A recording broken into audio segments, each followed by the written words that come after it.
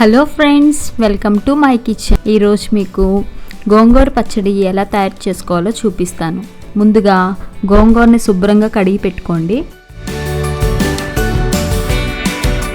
తర్వాత పొయ్యి మీద ప్యాన్ పెట్టుకుని కొద్దిగా ధనియాలు, కొద్దిగా జీలకర్ర వేసి దోరగా వేయించుకోవాలి.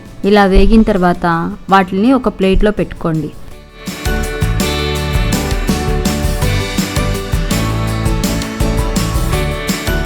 తర్వాత అదే ప్యాన్లో ఒక స్పూన్ ఆయిల్ వేసి ఒక 15 కానీ 20 కానీ ఎండుమిర్చి వేసి దోరగా వేయించుకోండి. ఇలా వేగిన తర్వాత ఒక ప్లేట్లో తీసుకుని పక్కన పెట్టుకోండి. తర్వాత అదే ప్యాన్లో మనం కడిగి పెట్టుకున్న గోంగూరను కూడా వేసుకుని ఒక 10 నిమిషాలు మగ్గించుకోండి. దానిలో ఉన్న వాటర్ అంతా బయటకు వచ్చేసి అదంతా దగ్గరికి అయిపోతుంది. అలా కొద్దిగా వేగిన తర్వాత దాన్ని తీసి చల్లారి పెట్టుకోండి.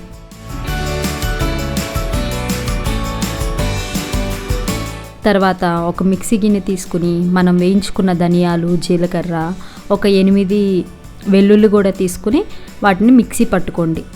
తర్వాత అదే మిశ్రమంలో ఎండుమిర్చి కూడా వేసుకుని మనం వేయించి పెట్టుకున్న ఎండుమిర్చి కూడా వేసుకుని దాన్ని మిక్సీ పట్టుకోండి. తర్వాత అలాగే గోంగూర కూడా వేసి సరిపడినంత ఉప్పు వేసి మిక్సీ పట్టుకోండి. ఒకవేళ గట్టిగా ఉంది అని అనిపిస్తే కనుక కొంచెం వాటర్ వేసి మిక్సీ పట్టుకోండి.